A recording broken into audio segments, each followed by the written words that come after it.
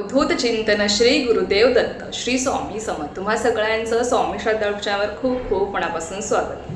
तर आता अधिक मास हा उत्तरार्धात आलेला आहे. शेवटचे जेमतेम 9 ते 10 दिवस बाकी आहे. आता हा अधिक मास बघा डायरेक्ट आपल्याला 3 वर्षांनी येणार आहे. आपले पुण्यकर्म करण्यासाठी किंवा आपल्याला आपल्या सेवेचं जास्तीत जास्त फळ प्राप्त करून घ्यायचं असेल तर काही अधिक मास आहे तो आपल्याला डायरेक्ट 3 वर्षांनी येणार आहे. म्हणून शेवटचे हे 9 ते 10 दिवस उरलेले आहे आणि या 10 दिवसांमध्ये आपल्याकडनं जी कामे घडलेली नाही आहेत ती आपल्याला करायची. बघा आत्तापर्यंत बरेच सेवेकरी आहेत की ज्यांनी संकल्पयुक्त अनेक सेवा केल्या, ज्यांच्याकडनं भरपूर अशा सेवा घडल्या आहेत. मग त्यामुळे सत्यनारायण सेवा असेल, आपल्या कुलदेवती सेवा असेल, पितरांची सेवा असेल, कुठल्याही इष्टदेवतेची सेवा असेल, भगवान श्री हरी विष्णूंची सेवा असेल, माता लक्ष्मीची सेवा असेल, अनेक सेवा बऱ्याच जणांनी केलेल्या आहेत. पण अजूनही असे काही सेवेकरी आहेत की ज्यांच्याकडनं कुठलीही सेवा घडली नाही, ज्यांच्याकडनं कुठलाही दानधर्म घडलेला नाही आहे. मग त्यांनी या 9 ते 10 दिवसांमध्ये किंवा ज्यांच्याकडनं भरपूर सेवा घडल्या आहेत त्यांनीसुद्धा या 9 ते 10 दिवसांमध्ये आपल्याला काही कामे करायची आहेत. ती कामे म्हणजे आपल्याला काही सेवा, काही दानधर्म आपल्याला करायचे आहेत. बघा हा जो काही अधिक मास आहे तो पुरुषोत्तम मास म्हणून ओळखला जातो, कारण की हा मास भगवान श्रीहरी विष्णूंना समर्पित आहे. म्हणून भगवान विष्णूंनी त्याला आपलं नाव दिलं आहे, ते म्हणजे पुरुषोत्तम.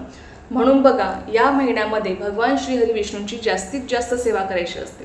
भगवान श्रीहरी विष्णू हे आपले पालनकर्ता आहेत. बघा ब्रह्मदेव हे आपल्याला या जगात आणण्याचं, जन्म देण्याचं काम करतात. भगवान विष्णू आपलं पालन करण्याचं काम करतात आणि भगवान शंकर हे आपल्याला मोक्ष प्रदान करत असतात. आणि त्यामुळे या महिन्यामध्ये आपण जेवढी भगवान श्रीहरी विष्णूंची सेवा करतो अर्थात आपल्या जीवनातल्या अडचणी, संकटे, दुःख कमी होतात आणि आपलं आयुष्य सुखकर होत जातं. त्याच माता लक्ष्मीचा सुद्धा अखंड वास आपल्या घरामध्ये राहत असतो.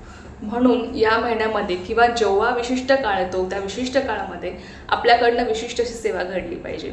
बघा तर आपल्याला आता या 9 ते 10 दिवसामध्ये तुमच्याकडनं जर कुठलीही सेवा घडली नसेल तर आता बघा या 10 दिवसामध्ये असे काही विशिष्ट दिन आहेत ना की ज्या विशिष्ट दिनामध्ये आपल्याकडनं विशिष्ट सेवा घडू शकते आणि त्याचं फळही तुम्हाला तेवढ्याच पटीने मिळणार, कारण की अधिक महिना आहे आणि नावाप्रमाणेच तुम्हाला हे फळ अधिक मिळणार आहे. म्हणून लक्षात घ्या की तुमच्याकडनं आता कुठलीही सेवा घडलेली नाही, अजिबात काळजी करू नका. फक्त हे 9 ते 10 दिवस तुमच्याकडनं जमेल तशी सेवा तुम्हाला करायची आहे तुमच्या यथाशक्तीनुसार. मी तुम्हाला आजच्या ज्या सेवा सांगणार आहेत तुमच्या यथाशक्तीनुसार तुम्हाला जमतील त्यातल्या तेवढ्या सेवा तुम्ही करू शकता आणि तुम्ही स्वतः अनुभव घ्याल. आपल्या मनाला पण खूप छान वाटतं. बघा एखाद्या दिवशी आपल्याकडनं खूप सेवा घडते, एखादा असा विशिष्ट दिन असतो आणि त्या विशिष्ट दिनी आपल्याकडनं खूप सेवा घडते, आपल्याला सुद्धा खूप छान वाटतं की माझ्याकडनं आज इतकी सेवा घडली.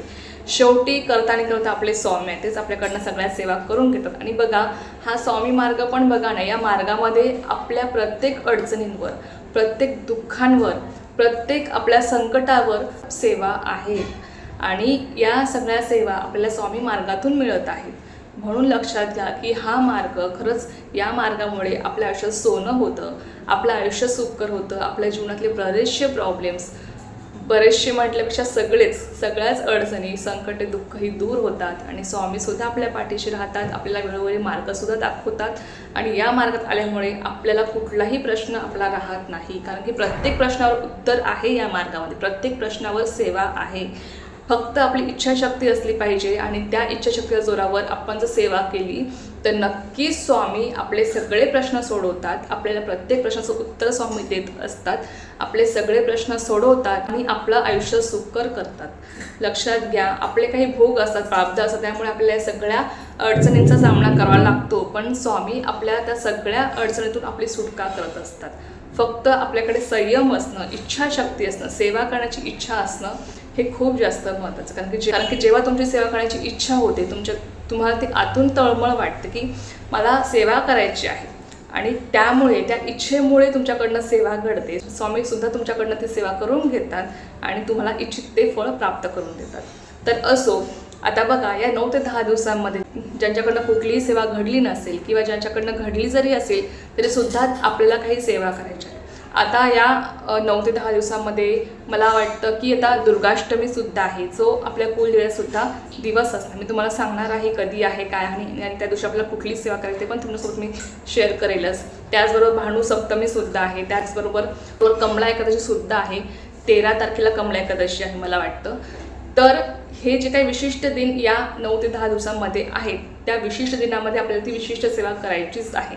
आता बघा की आपण आता कुठल्या कुठल्या सेवा आपल्याला करायच्या, ज्यांच्याकडून कुठलीही सेवा घडली नसेल त्यांनी नक्कीच लक्ष देऊन ऐका आणि तुमच्या यथाशक्तीनुसार तुम्हाला जमतील त्या सेवा करा. बघा, केलेली सेवा कधीच वाया जात नाही.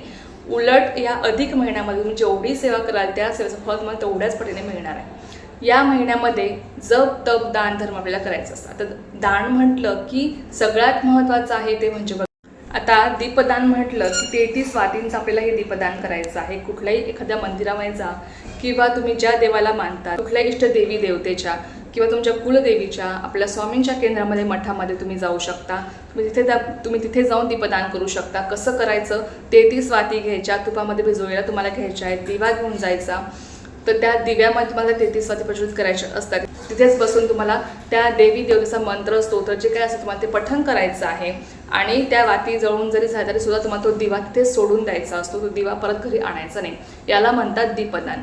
मग दीपदान तुम्ही कुठेही करू शकतात. गंगेच्या काठी तुम्ही करू शकता, एखाद्या मंदिरामध्ये जाऊन तुम्ही करू शकता, आपल्या घरच्या घरी सुद्धा तुम्ही दीपदान करू शकता. दीपदानाबद्दल तुम्हाला मी माहिती दिलेली आहे, तुम्ही बघितला सुद्धा असेल तो व्हिडिओ. तर आपल्या दीपदानासुद्धा खूप महत्त्व आहे, कारण की याचं महत्त्व साक्षात भगवान विष्णूंनी महालक्ष्मीला सांगितलं होतं. आणि या दीपदानामुळे आपल्या आयुष्याला अंधकार दूर होतो, आपलं आयुष्य उजळत जातं. त्यामुळे नक्कीच तुमच्याकडनं अजूनही दीपदान घडलं नसेल तर इथून पुढे करण्याचा प्रयत्न करा. त्यानंतर बघा, दुसरी महत्त्वाची गोष्ट, दानामध्ये म्हटलं की वस्त्रदान, अन्नदान सुद्धा खूप श्रेष्ठ दान आहे. फक्त गरजू लोकांना दान केलं पाहिजे, हा महत्त्वाचा नियम असतो. कारण की ज्यांना खरोखर गरज आहे अशा व्यक्तींना आपल्याला दान करायचं असतं. हे सगळ्यात जास्त महत्त्वाचं आहे.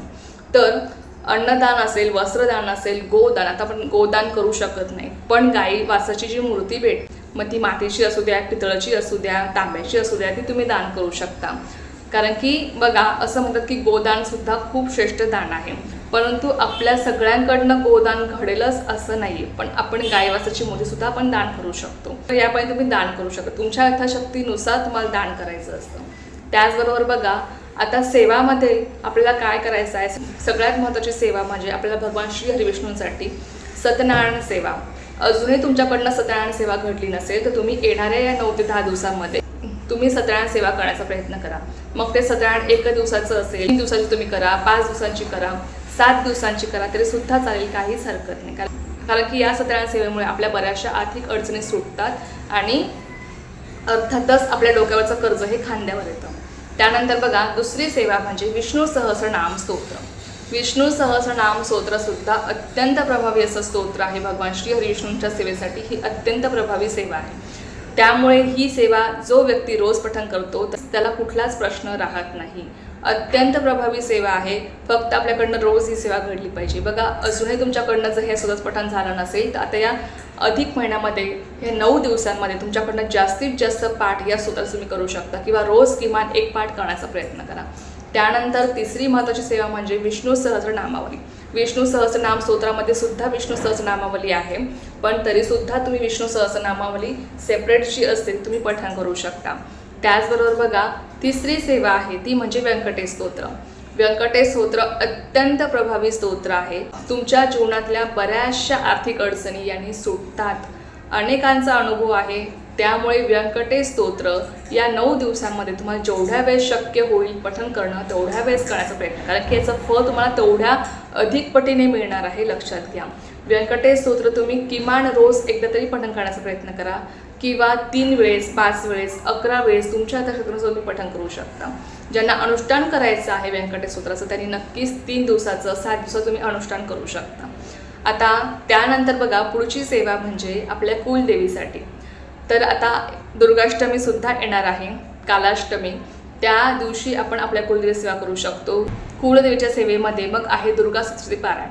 आता या गाण्याचं पारायण तुमच्याकडनं अजूनही घडले नसेल तर नक्कीच तुमच्या यथाशक्तीनुसार, बघा आज शुक्रवार आहे, तुम्ही आज करा किंवा कधीही या अधिक महिन्यामध्ये या 9 दिवसामध्ये तुम्हाला जेव्हा वेळ मिळतो, जेव्हा तुम्हाला शक्य आहे त्या 9 ते 10 दिवसामध्ये तुम्ही 1 पाठ या ग्रंथाचा करू शकता. अगदी एका बैठकीमध्ये अगदी 1.5 तासामध्ये आपला हा संपूर्ण पाठ होतो. त्यामुळे नक्की करण्याचा प्रयत्न करा किंवा रोजचे 2-2 अध्याय पठण करा. तुमचा 7 दिवसामध्ये हा 1 पाठ संपूर्ण होऊन जाईल. तुमच्याकडनं कुलदेवी सेवा घडेल आणि कुलदेवीचा आशीर्वाद तुम्हाला प्राप्त होईल.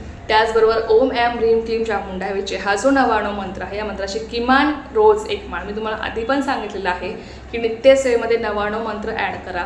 ओम ऐं ह्रीं क्लीं चामुंडा विचे या 99 मंत्र तुम्हाला रोज किमान एक माळा जप करायचा असतो, जेणेकरून आपल्या कुलदेवीचा आशीर्वाद आपल्या पाठीशी राहील. त्याचबरोबर बघा, सिद्ध कुंजिका स्तोत्र किमान रोज एकदा पठण करा.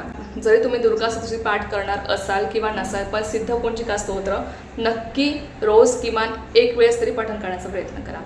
त्याचबरोबर बघा, आता पितृदोषासाठी संक्षिप्त श्रीमद भागवत, आता कमला एकादशी सुद्धा आहे 13 तारखेला, आपण त्या दिवशी सुद्धा हा पाठ करू शकतो आणि अत्यंत प्रभावी हा ग्रंथ आहे. ज्यांना प्रखरातला प्रखर पितृदोष आहे त्या पितृदोषावर एकमेव रामबाण उपाय म्हणजे संक्षिप्त श्रीमद भागवत हा ग्रंथ. बघा, या ग्रंथाचं पान आपल्याला दर एकादशीला करायचं असतं, पण प्रत्येकाकडनं दर एकादशीला या ग्रंथाचं पालन घडेल असं नाही. पण आता ह्या अधिक महिन्याच्या ज्या एकादशी आहे त्याला अत्यंत महत्त्व आहे, कारण की या एकादशी डायरेक्ट 3 वर्षांनीच येत असतात. म्हणून आता येणाऱ्या एकादशीला तुम्ही या ग्रंथाचं पालन करू शकता, जेणेकरून तुम्हाला याचं फळ तेवढ्याच पटीने मिळेल आणि तुमचा पितृदोष हा बऱ्याच प्रमाणात दूर होऊन जाईल. आता सगळ्यात शेवटी म्हणजे आपल्या गुरूंची सेवा. स्वामी चरित्र सारामृत या ग्रंथास तुम्हाला जेवढे शक्य होतील या 9 दिवसामध्ये पाठ करणं तेवढे करण्याचा प्रयत्न करा. कारण की बघा, आपण रोज असे 3-3 अध्याय पठण करतोच क्रमशः, त्यात काही शंका नाही. पण असंही तुम्हाला जर जमलं ना, आता येणारा गुरुवार तुम्ही संपूर्ण एक पाठ एका बैठकीमध्ये या ग्रंथाचा करा. अगदी पाऊण तासामध्ये आपला हा ग्रंथ संपूर्ण वाचून होतो. त्यामुळे खरंच शक्य असेल तर एक पाठ नक्की करण्याचा प्रयत्न करा. ज्यांच्याकडनं अजून कुठलीही सेवा घडली नसेल त्यांनी नक्कीच या 9 दिवसामध्ये या सगळ्या सेवा करण्याचा प्रयत्न करा. त्याचबरोबर श्री स्वामी समर्थ जप असेल किंवा भगवान श्री हरी विष्णूंचा जप असेल, ओम नमो भगवते वासुदेवा या मंत्राला जेवढा शक्य होईल तेवढ्या वेळेस तुम्हाला जप करायचा आहे, तेवढ्या वेळेस तुम्हाला नामस्मरण करायचं आहे, कारण की याचं फळ तुम्हाला अधिक पटीने मिळणार आहे.